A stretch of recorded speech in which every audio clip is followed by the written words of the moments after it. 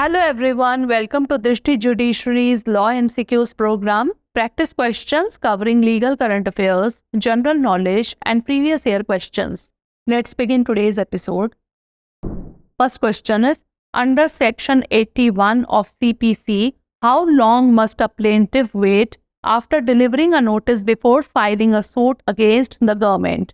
1 month, 2 months, 3 months or no waiting period? CPC की धारा 80(1) के तहत सरकार के खिलाफ मुकदमा दायर करने से पहले वादी को नोटिस देने के बाद कितने समय तक इंतजार करना होगा? 1 महीना, 2 महीने, 3 महीने या फिर कोई प्रतीक्षा अवधि नहीं? The correct answer is option B 2 months. इसका सही जवाब है ऑप्शन बी 2 महीने. Recently in the ancient pattern Pentecostal Church versus Kilari Anand Paul case, the Andhra Pradesh High Court held that there couldn't be a valid deemed service by refusal unless the notices were sent to the correct address. Under Section 81 of the Code of Civil Procedure 1908, a 2-month waiting period after the notice is served before a suit can be initiated.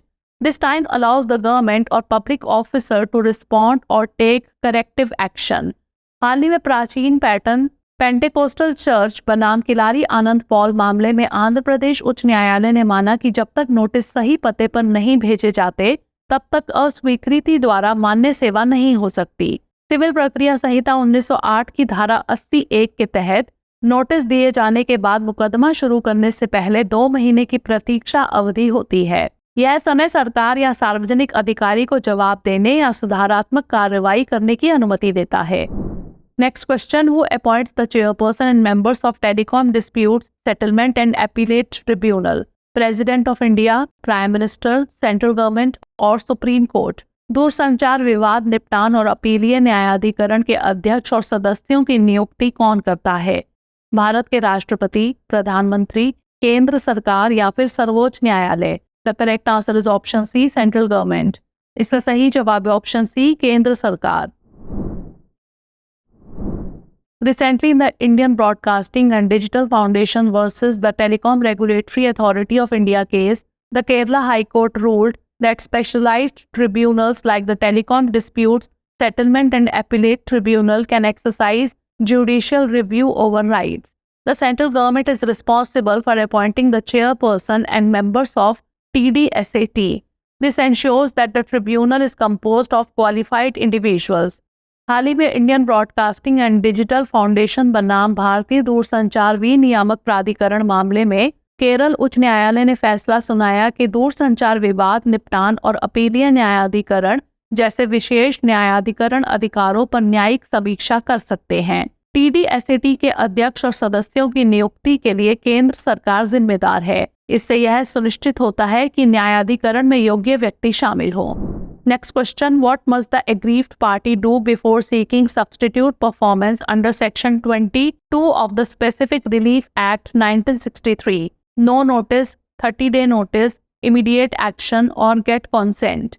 विशिष्ट राहत अधिनियम 1963 की धारा 20(2) के तहत प्रतिस्थापित प्रदर्शन की मांग करने से पहले पीड़ित पक्ष को क्या करना चाहिए? कोई नोटिस नहीं, 30 दिन का नोटिस, तत्काल कार्रवाई या फिर सहमति प्राप्त करें. The correct answer is option B 30-day notice. इसका सही जवाब है ऑप्शन बी 30 दिन का notice. Section 22 of the Specific Relief Act 1963 states that the party suffered must serve a notice in writing of not less than 30 days to the party who has breached the contract to perform his part of the contract. विशिष्ट राहत अधिनियम 1963 की धारा 20(2) में कहा गया है कि पीड़ित पक्ष को अनुबंध का उल्लंघन करने वाले पक्ष को अनुबंध के अपने हिस्से का पालन करने के लिए कम से कम 30 दिनों का लिखित नोटिस देना होगा. Next question, under section 497(1) of BNSS, what may the court or magistrate do if the property is subject to speedy decay? Ignore the property, order for sale or disposal, return it to the owner or destroy it immediately. BNSS की धारा 497(1) के तहत यदि संपत्ति शीघ्र क्षय के अधीन है तो न्यायालय या मजिस्ट्रेट क्या कर सकता है? संपत्ति की अनदेखी करे, बिक्री या निपटान का आदेश दे, इसे मालिक को लौटा दे या फिर इसे तुरंत नष्ट कर दे। The correct answer is option B, order for sale or disposal. इसका सही जवाब है ऑप्शन बी, बिक्री या निपटान का आदेश दे।